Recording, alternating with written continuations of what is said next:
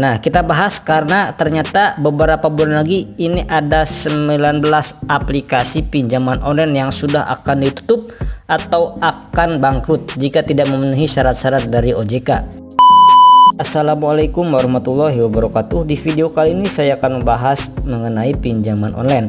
Ini merupakan informasi yang membahagiakan ya teman-teman, buat teman-teman yang saat ini sedang gagal bayar atau telat bayar di aplikasi pinjaman online legal. Ini diinformasikan ya teman-teman, OJK akan terus memantau pelaksanaan action plan tersebut dengan ketat.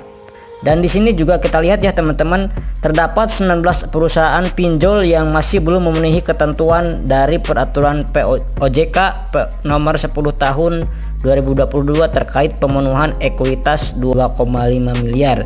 Nah, ini merupakan berita bagus karena bisa jadi ini merupakan langkah penutupan pinjol dan banyak pinjol yang keberatan dan banyak sekali pinjol yang dicabut izinnya. Artinya banyak juga yang menjadi pinjol ilegal atau mungkin lebih parahnya lagi pinjol tersebut bangkrut atau tutup. Jadi seperti ini, gimana sih nasib nasabah-nasabah yang ada atau yang pernah melakukan di pinjol tersebut dan sampai saat ini masih belum lunas ataupun mungkin masih proses gagal bayar? Jawabannya ada dua kemungkinan ya teman-teman, yaitu diakuisisi atau join dengan pinjol yang sudah lebih besar seperti Akulaku dan lain sebagainya. Tapi kalau pinjol tersebut bangkrut dan dinyatakan tutup, maka hutang kalian pun akan dianggap lunas. Jadi ini mungkin bisa menjadi informasi yang menarik ya teman-teman dan bisa bermanfaat untuk teman-teman tentunya. Semoga teman-teman semuanya yang gagal bayar, please jangan takut, tenang aja ya, nggak usah mikirin yang aneh-aneh. Insya Allah semuanya akan baik-baik saja. Pertama, itu tidak semua aplikasi pinjaman online itu ada DC lapangannya atau debt collector lapangannya. Jadi DC lapangan pinjol ini tidak akan datang ke rumah teman-teman asalkan teman-teman tahu caranya. Bagaimana caranya dan asalkan teman-teman tahu bagaimana detail resiko serta solusi ketika teman-teman gagal bayar atau telat bayar di pinjaman online. Oke, mungkin ini tidak semudah kedengarannya ya teman-teman, tapi tentu aja teman-teman harus perhatikan baik-baik apa yang harus teman-teman lakukan dan juga tentu aja apa yang harus teman-teman pahami. Oke, jadi gini ya teman-teman, jadi nggak semua pinjaman online itu ada debt collector lapangannya, dan yang udah ada DC lapangannya pun itu belum tentu ada di lokasi rumah teman-teman. Oke, balik lagi ya teman-teman, mengenai soal pinjaman online atau pinjol ada DC lapangan atau enggak. Jadi beberapa pinjol, contoh nih ya teman-teman, kayak mungkin Shopee Paylater atau Shopee Pinjam, itu mereka memang punya DC lapangannya, tapi enggak di semua kota ada DC lapangannya ya teman-teman. Di daerah Jabodetabek aja, untuk di kota-kota lain itu masih belum ada.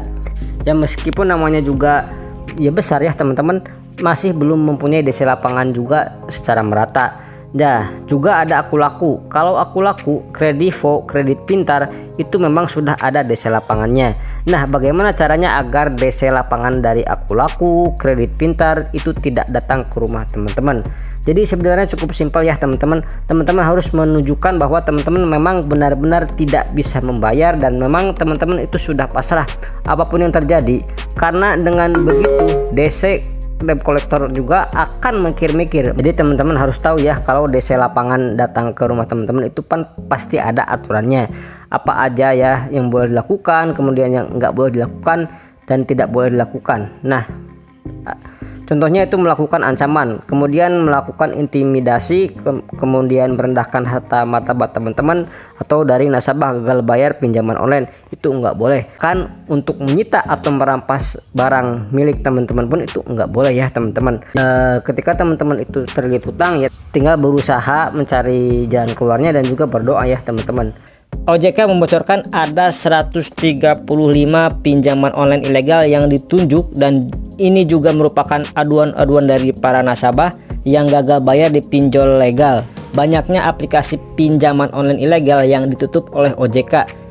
Jadi ini merupakan sebuah berita bagus bahwasannya OJK tidak tinggal diam.